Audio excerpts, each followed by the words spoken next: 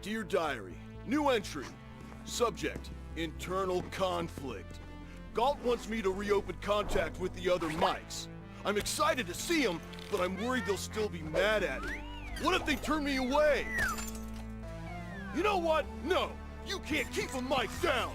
They kicked me out, but I'm gonna kick myself right back in. Thanks for the pick-me-up, Diary. Mike out. Hello and welcome back to Oscar Mike vs. the Battle School, which with much improved audio, but I'll talk about that in a tiny bit. Let me grab this and I'll let Nova and then General Mike do their thing. I think you know the deal at this point. Be sure to earn and or pick up those ops points because they ramp up the difficulty and get you sweeter loot. Good luck. Beginning operation in 3, 2, 1. Still have General Mike, of course, and then it'll be story time. The royal personage does hark upon these very halls. Audible gasp, the queen herself. Quick, everybody bow. General, I hear you are giving an exile a run-through of the gauntlet. I thought I might observe. Ma'am, it is an honor. By the cream of Baker Mike's cannolis. Oscar, you are alive? The plot thickens. But real quick, I want to talk about the audio thing. I've been meaning to do it for a while and mess around with audio stuff. But I finally went ahead and did it for my Resident Evil playthrough, which you should watch, because Resident Evil 7 is fucking phenomenal. And it's maybe one of my favorite series I've done. Very funny, very scary, all that. But I'll get to that later. But I wasn't crazy about how the audio came out. Especially there was one gag that I did that I had to like mess around with audio just for that one gag, and I figured it was about time to just fix it. And I got a comment from a recent subscriber like, "Hey, could you boost the game?" And it's a matter of time that I just like sat down and focused on it. So this isn't the first video that I've edited that will have the new sound, but it should be the first to go up, because I recorded like fucking 4 hours of Resident Evil in like one setting. Hold on, let me grab this. We were on the same infantry tug in the Garden campaign. Bro, it's so good to see you. I didn't know you were Queen Mike. This is awesome. Okay, great. Let's get this round started. All right. Oh shit, we actually have to do the thing in the center. I was wondering why it was a little slow. It's been a tiny bit since I played Battleborn or this operation. I'm hoping this time around I have a better experience. But, you know, no promises. 10 enemies in 45 seconds. Alright.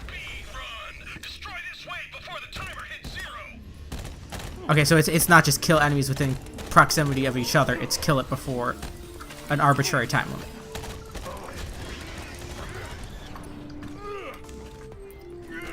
Come on, I think we can get this. Whiskey is pretty fucking deadly at most ranges.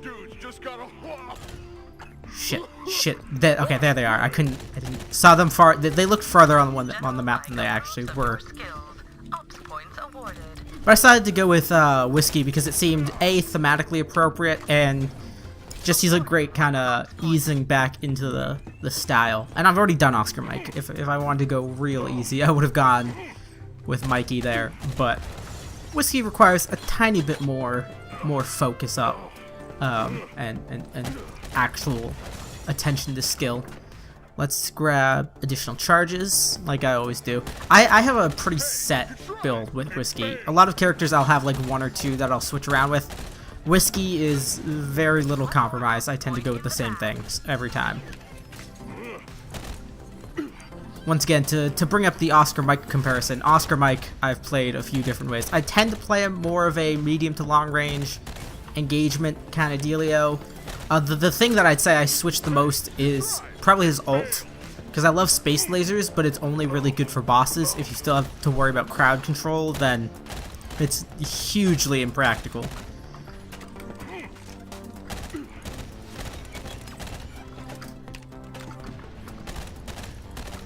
let's clean up the last of these guys, because I think speed does play into your rewards.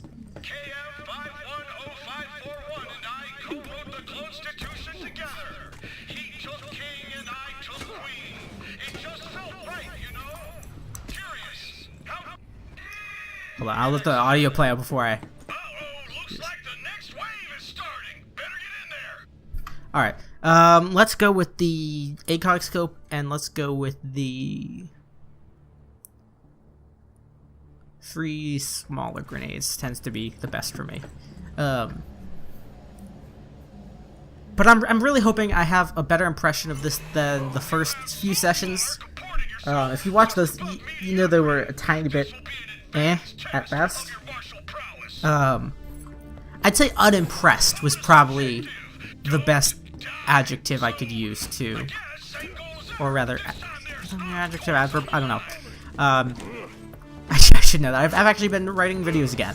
It's been a little bit since I did a proper, well, not, it actually hasn't, but I mean like a scripted video that wasn't amateur GURMS journalism, which I use very loosely. I wouldn't say the videos like the Beatrix stuff and that are quite games journalism, but they fall close to that kind of reporting information about games. But I'm talking about just writing other things. I'm writing one video for potentially the 100 subscriber video kind of celebration where, but I don't know if I'm going to do that or a different video that I've had an idea for. It still requires some attention. But preemptively, it's looking like it will be like a list of some of my favorite games of all times. Not the games that I've played that I think are the best, but just the ones that have had the most impact. Like, that may not be objectively the best, but are good. But I'm also thinking about maybe instead doing a video about, just titled Why I Make Videos, and talking a little bit about the background with that, and some of what goes on in my head.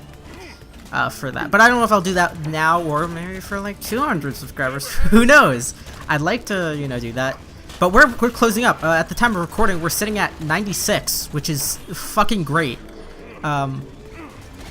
This year's growth has been fucking insane. I commented in the 2016 in review video. I think I did, or in a video shortly thereafter, where 2016 was very much the year to find what I want to do and kind of refine everything, you know, find my video making voice, find my commentary kind of style. Okay, so we have to melee kill this guy once we get close enough. Yeah, now should be where we... Oh, fuck. Well, there goes one of those objectives. Okay, but we can still get the other one. Still can't get the... Okay, 1027 it looks like.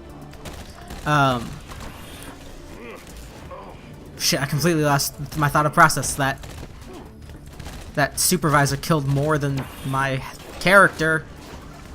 There we go. Goddamn right it did. Oh shit, was that a legendary? I think it was. I'll take it. Especially because the loot pack system fucking... Oh, it's time killer. I think I already have a few of those. The loot pack system in the update, I love the winter update except for the fucking loot pack system, which is garbage. I've been talking about that with people in the comments, and just, it's so bad.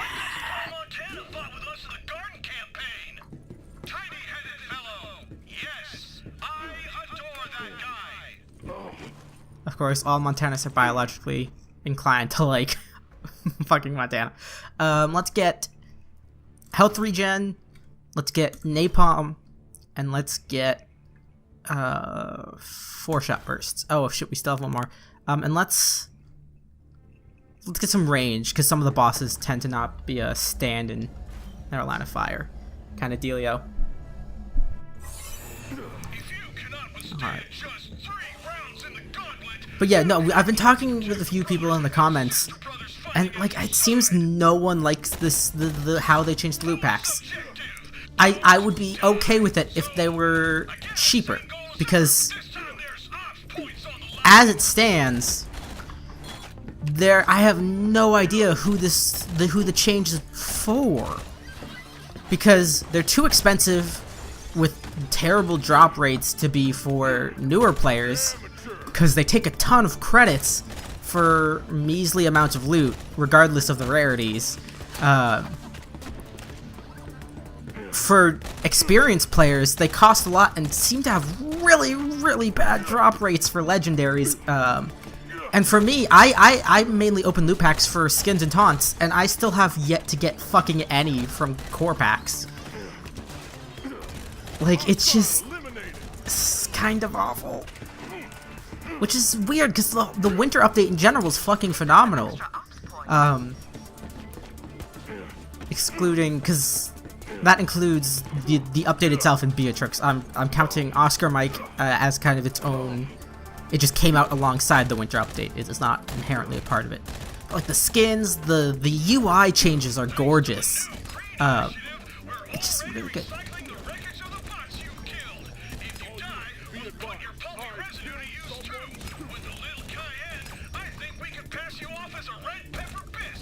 That's dark. That's real fucking dark. What is this, fucking Resident Evil 7? Making me into fucking... I was gonna say human stew, but... the Mike clones, or... I guess the whiskey clones, because he's from a different batch, aren't exactly, you know, human. Still a little dark, considering they're close. Thanks, Nova. Shit. Thought I could make that jump. But I'm enjoying this a little bit more than I did last time. I don't know if it's just because I'm in a better mood, maybe, or if it's that I'm having a better experience. It may just be that low difficulty fucking sucks on this, because with the low spawn rates on single player, it seems a little bit like a Snorefest. But with this, and the increased health and stuff on enemies, it seems to have a little bit more of an impact.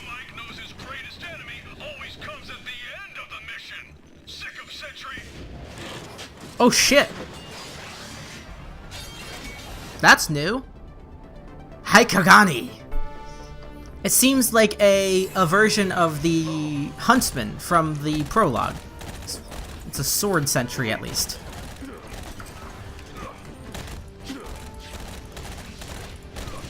See, I like this. This is different, because while the...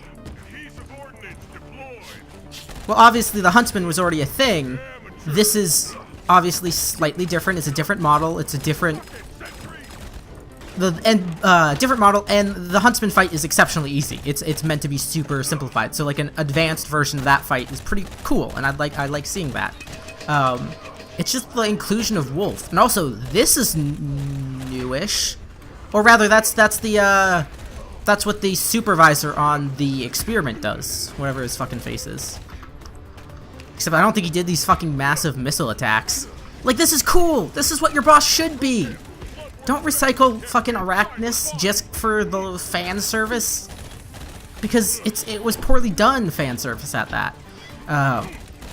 Cause Wolf also was a bit fan servicey, but was cool because it was that dark, twisted model, and there was something fucked up with him, and they somewhat addressed it. I just wish the boss was tied a little bit more to story, or if they had just gone completely away from story for this operation. It's in a weird middle ground. And like I said, I don't hate it by any stretch of the imagination. It's just, it's not as, if that makes any sense. It's not as this gripping or as intense or as satisfying as the previous operations. But it does not mean it's per se awful. That said, I do hope that they learn some stuff from this operation, so the last two are strong. Because like this is cool, and like this is something I'd like to play co-op. I'm still planning on doing like a super informal review for this, and that's another one of the things I was talking about writing earlier. That's one of the things I want to write, and I also want to do kind of a look at something Resident Evil 7 does. But I don't want to spoil that because I mean the game came out a couple days ago, and I'm also doing a playthrough, which you should watch. I don't know if I've mentioned that or anything ever, but you should watch the Resident Evil 7 playthrough because it's really good, and it's a fun one. The game is really good, and I feel like I'm doing a really great job on that playthrough and commentary. Shit, missed that last frag, but it's fine. No, he moved out of the incendiary area. Okay, he's gearing up for some shenanigans again. Alright. The first wave of missiles isn't too tough to deal with. It's after he drops the barrier that he creates his own personal shield that things get really bad. Because here it's paced out. It's not the unending... Yeah. Oh no, he's not doing that phase apparently. Alright. Gotta watch out for that fucking... God, what's the name of that attack? It's the one Wrath has, where he does the same exact kind of animation with his swords. Fuck, I whiffed all of those. No, maybe... Oh, I did! I tagged him! A little bit! Overdrive time. Get all those sweet crits. It's not gonna be enough to finish him off, but we can right then. Fucking perfect.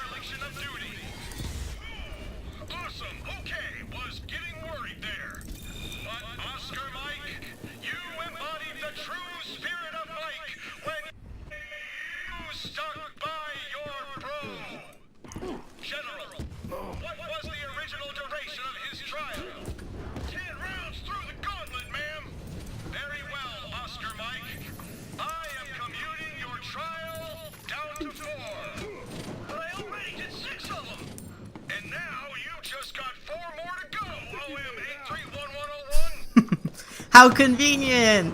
Hey, it's funny because the mics can't do math.